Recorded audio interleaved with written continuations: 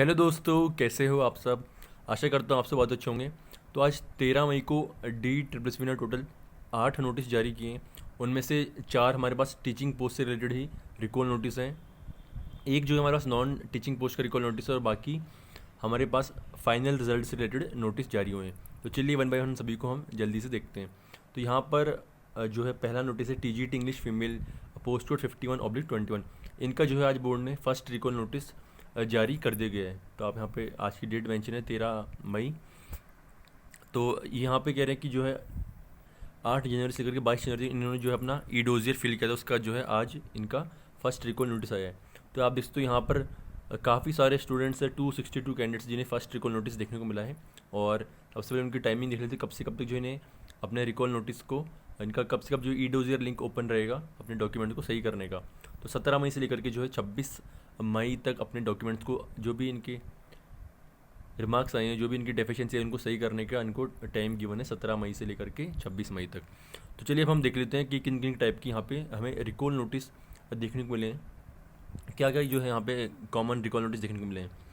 तो सबसे जो यहाँ पे पहले कैंडिडेट इनसे कहा है कि candidate is direct to upload B.Ed degree certificate B.Ed degree certificate and its relevant all documents.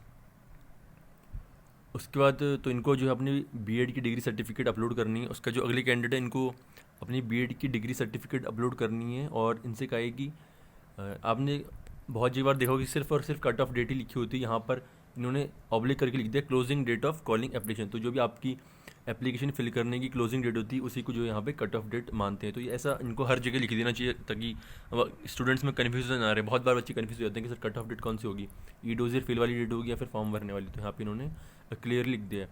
उसका जो यहाँ पे सेकंड पॉइंट में लिखना है कि copy of marksheet digitally verified bye CBSE and eligibility certificate of seated. तो इस लाइन का क्या मतलब है, डिजिटली वेरीफाइड बाय CBSE। तो आपके पास अगर 10th क्लास की या फिर 12th क्लास की अगर आपने CBSE से पढ़े हो आप, तो आपको पता होगा कि जो आपने डिजी लॉकर है जहाँ से हम अपनी सीटेट की डॉक्यूमेंट सीटेट की मार्कशीट हम डाउनलोड करते हैं, वहाँ पे आप अपनी 10th क्लास की और 12th क्लास की मार्कशीट और सर्टिफिकेट भी डाउनलोड कर सकते हो। तो ये कह रहे हैं कि आप ना डिजी लॉकर से डिजिटली साइन वाला जो है वेरीफाई किया CBSE ने, वो वाली मार्कशीट अपलोड करो। तो आप अपने ई डोजियर में ज़रूरी नहीं कि आपके पास जो है उसको स्कैन करके अपलोड करो, आप डिजी लॉकर से सीधा डाउनलोड अपलोड कर सकते हो।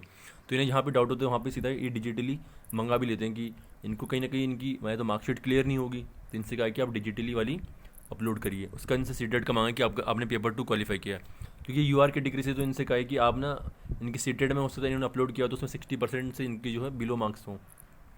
तो कहा है कि आप कि 90 या फिर 90 से अबव मार्क्स वाले 60% पेपर 2 का आपको सीटेट सर्टिफिकेट अपलोड करना है। उसके बाद अगले कैंडिडेट इनसे कहा कि आप OBC दिल्ली का सर्टिफिकेट अपलोड करिए। और उसके बाद आप देखोगे यहाँ पे सेकंड पॉइंट में लिखा है clear image of signature of candidate. इसलिए मैं बहुत बार कहता हूँ कि आपको अपनी फ़ोटो सिग्नेचर बिल्कुल, और जितने भी आप PDF अपलोड करते हो बिल्कुल क्लियर होनी चाहिए, रीडेबल होनी चाहिए। उसकी वजह से भी रिकॉल आया। तो यहाँ पे मैंने देखा TGT इंग्लिश में बहुत सारे कैंडिडेट्स ने अपने फ़ोटो सिग्नेचर या फिर मार्कशीट भी अपलोड सही से नहीं की। तो एक तो यहाँ पे सिग्नेचर का आगे उसका थर्ड पॉइंट में लिखा है clear image of marksheet of part 3 of BA।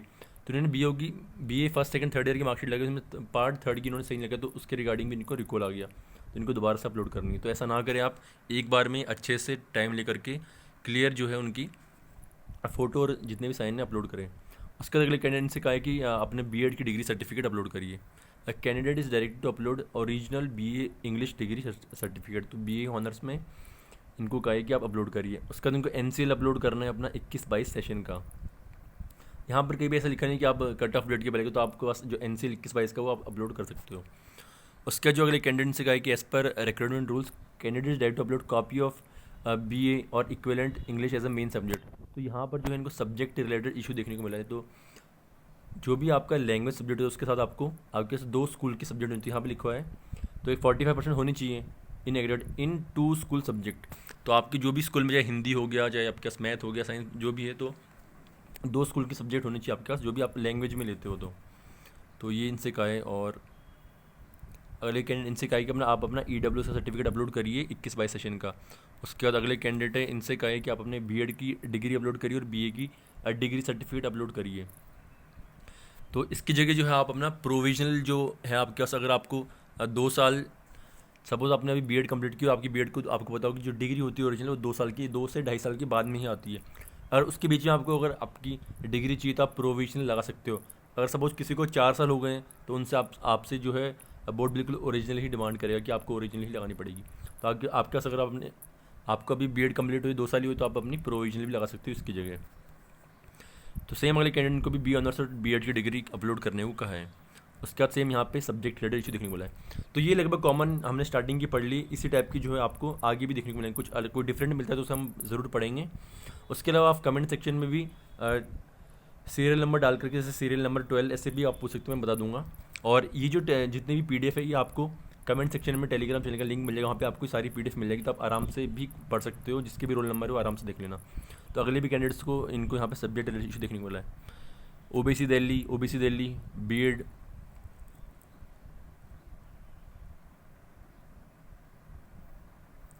यहाँ पर भी सेम उसी तरह बीएड डिग्री। तो सीटेट, तो यहाँ पे सीटेट एनसीएल ईडब्ल्यूएस इनसे रिलेटेड जो है आपको जनरल इशू देखने को मिलेगा। यहाँ पे देख सकते हो आप, यहाँ पे कैंडिडेट से कहे कि आपको जो है thumb impression along with signature of related admit card से रिलेटेड, तो एडमिट कार्ड के लिए आप एफआईआर कॉपी अपलोड कर सकते हो। एनसीएल, तो इनसे कहा कि marksheet BA part 1 part 2 part 3, तो तीनों पार्ट की जो है इनसे मांगी। 10th क्लास की इनको पास सर्टिफिकेट मांगा है। तो ऐसे कॉमन मिस्टेक ना करिए आप, सिर्फ इनके सब डॉक्यूमेंट से 10th क्लास का सर्टिफिकेट आप अपलोड कर सकते हो। तो दोस्तों यही थे इनके कॉमन टाइप के, कि हम सबको बहुत सारे 262 कैंडिडेट सबके अपन पढ़ नहीं सकते, पर इन्हीं टाइप की जो है यहाँ पे कॉमन मिस्टेक देखने को मिली है। एक बार हम लास्ट में देख लेते हैं, जो लास्ट वाला पेज है वहाँ पे किस टाइप की रिकॉल देखने को मिल रही है। तो यहाँ देख लेते हैं, यहाँ भी वही है, the candidate is right to upload BEd degree certificate and its relevant all marksheet. तो मार्क्स बीएड की जो है इनको पूरी डिग्री और ये अपलोड करनी है कट ऑफ डेट के पहले का। यहाँ पर बीए ऑनर्स और एनसीएल अपलोड करना है, यहाँ पर एनसीएल अपलोड, तो इसी टाइप की है। बाकी आप कमेंट में पूछ लेना। बाकी यहाँ पे मेन इंपॉर्टेंट ये है, आज जो है 13 मई है, तो 17 मई को ही आपका लिंक ओपन होगा। अगर आप आज ओपन करके देखोगे तो वहाँ पे जो है कुछ भी नहीं दिखाएगा। तो चलिए हम अगले नोटिस से बढ़ते हैं इसी के साथ। और ये अगला नोटिस है टीजीटी संस्कृत मेल का। तो यहाँ पर क्या हुआ है कि ये कह रहे हैं कि टीजीटी संस्कृत मेल का मैं बताना चाहूँगा आपको, फर्स्ट रिकॉल नोटिस पहले आ चुका था। तो 13/5 से लेकर के 22/5 तक जो है यहाँ पर फर्स्ट अपॉर्चुनिटी दी जा रही थी। पर यहाँ पे कुछ कैंडिडेट्स और भी हैं, इनको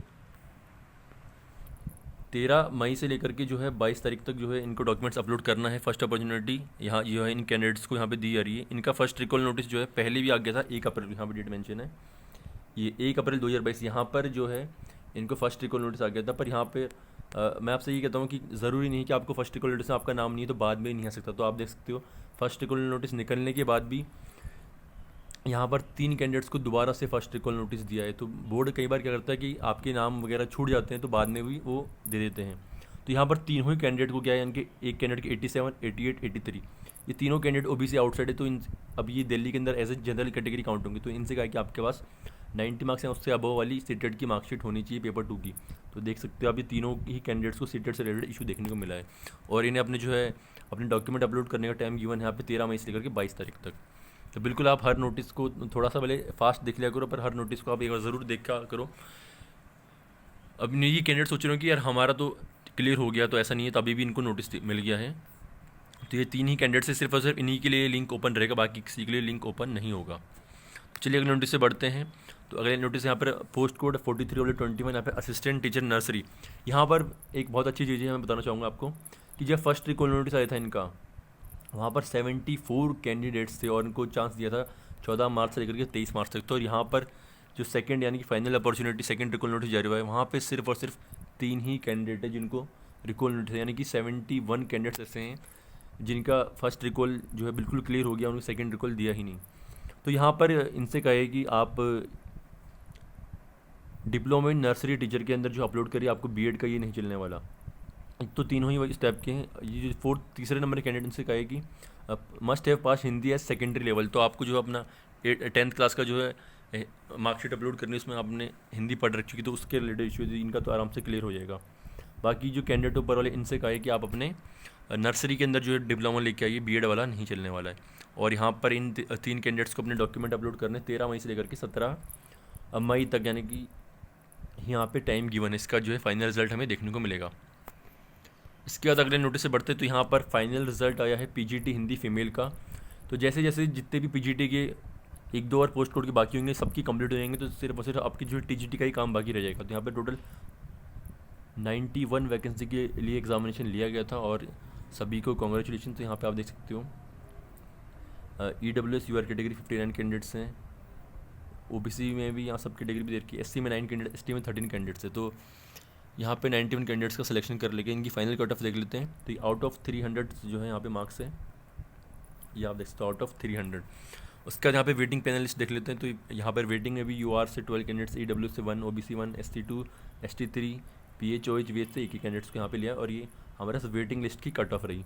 तो इसे आप देख सकते हो, इसकी मैं PDF अपलोड कर दूंगा, तो आप कमेंट सेक्शन में जाके PDF भी देख सकते हो उसके आराम से। उसका चलिए अगले नोटिस से बढ़ते हैं। तो यहाँ पर रिजेक्शन नोटिस है हिंदी मेल का ही। तो यहाँ पर ये जो कैंडिडेट है ना, इनको रिजेक्ट, अगर इनको सिर्फ कुछ नहीं करना था, इनको आपको पता होगा कि जो PGT होती है उसके अंदर जो हम BEd बाद में भी कर सकते हैं, ज्वाइनिंग की आप 3 साल के बाद अपनी BEd कर सकते हो। उसके लिए आपको एक self declaration certificate that the candidate will acquire the BEd और BT। तो यहाँ पे आपको एक सेल्फ डिक्लेरेशन देना पड़ता है कि हम जो है बाद में, तो इनको सिर्फ अपने यूजर में एक सेल्फ डिक्लेरेशन अपलोड करना था और कुछ भी नहीं कर रहा था, इनका सिलेक्शन आराम से होता। पर इन कैंडिडेट अपलोड ही नहीं किया, इसलिए इनको रिजेक्ट कर दिया गया। उसका जो अगले कैंडिडेट हैं, इनके पास से BEd नहीं थी, कट ऑफ डेट के बाद थी, तो कोई दिक्कत नहीं। पर आपको क्या चाहिए, फर्स्ट डिवीजन होना चाहिए आपका 12th में, PG में और MA के अंदर। पर जो है इन कैंडिडेट की यहाँ पे लिखा हुआ है, कहाँ पे गया, शी हैज़ गॉट 2 अपॉर्चुनिटी। यहाँ पर इन कैंडिडेट की सेकंड डिवीज़न है, यहाँ पे लिखा हुआ है it has been found that she has second division in graduation. तो ग्रेजुएशन में इनकी सेकंड डिवीज़न है, इस वजह से इनको रिजेक्ट कर दिया। अगर उनके ग्रेजुएशन के अंदर फर्स्ट डिवीज़न होती तो आराम से सेल्फ डिक्लेरेशन लेटर लगा के जो है ज्वाइनिंग ले लेते और बाद में BEd कर लेते। उसके बाद जो है एक और रिजेक्शन नोटिस, यहाँ पे 2 कैंडिडेट जिन्होंने अपना यूजर फिल नहीं किया। तो चलिए इसके अगले नोटिस से बढ़ते हैं। तो यहाँ पे field collector, sub inspector, auction recorder, post को 99 और 20। यहाँ पे एक कैंडिडेट जिनको एडमिट कार्ड के रिगार्डिंग रिकॉल नोटिस है या फाइनल रिकॉल नोटिस देखने को मिला है, नहीं फर्स्ट रिकॉल नोटिस देखने को मिला है 14 मई से लेकर 23 मई तक जो अपने डॉक्यूमेंट का अपलोड। तो इनको कुछ नहीं करना, सिंपल से एक एडमिट कार्ड की एक FIR कॉपी लॉस्ट की देनी है, उसमें इनका काम हो जाएगा। उसके बाद बढ़ते हैं अगले नोटिस पे। तो ये supplementary result notice, assistant teacher nursery, post code 88/17। तो यहाँ पर सप्लीमेंट्री रिजल्ट, तो यहाँ पे वेटिंग लिस्ट में से जो है एक कैंडिडेट का यहाँ पे सिलेक्शन हुआ है। तो यहाँ पे OBC कैटेगरी में एक कैंडिडेट, उनका रोल नंबर यहाँ पर गिवन है, तो इनको कॉन्ग्रेचुलेशन, इनका सिलेक्शन हो गया है। इसके बाद अब जो है इनको फिजिकल DV के लिए कॉल आएगा। तो यहाँ पे कट ऑफ गिवन है, जिस कट ऑफ पे वेटिंग लिस्ट से कैंडिडेट्स को लिया है। तो दोस्तों ये अपडेट थी आज की, और अगर आपको वीडियो पसंद आ गई हो, सबसे पहले हम बात करते हैं कि जो भी हमारे TGT के आप लोग देख रहे हो कि DET बिल्कुल भी मूड में नहीं है कि हम और भी जो वैकेंसी को डिले करेंगे। काफ़ी सारे कल भी स्टूडेंट प्रोटेस्ट पे गए थे, ऑफिस गए थे कि सर हमारे जो TGT प्रोसेस डिले हो रही है इसको जल्दी से जल्द कराने के लिए। तो आज देख सकते हो आप काफ़ी सारी टीचिंग पोस्ट से रिलेटेड नोटिस देखने को मिले, और नेक्स्ट आने वाली वीक में भी आपको जितनी TGT की पेंडिंग रिकॉल नोटिस है वो भी हमें जल्दी देखने को मिलने वाले हैं। तो अगर वीडियो आपको पसंद आ गई तो आप लाइक कर सकते हो, कमेंट सेक्शन में टेलीग्राम चैनल है उसको आप ज्वाइन कर सकते हो, वहाँ पे डिस्कस भी कर सकते हो, PDF भी आपको वहाँ मिल जाएगी, और चैनल आप सब्सक्राइब कर सकते हो, क्योंकि जब तक आपकी ज्वाइनिंग नहीं हो जाती तब तक आपको सभी अपडेट यहाँ पे मिलती रहेगी। तो इसी के साथ मिलते हैं नई वीडियो में, तब तक के लिए थैंक यू सो मच।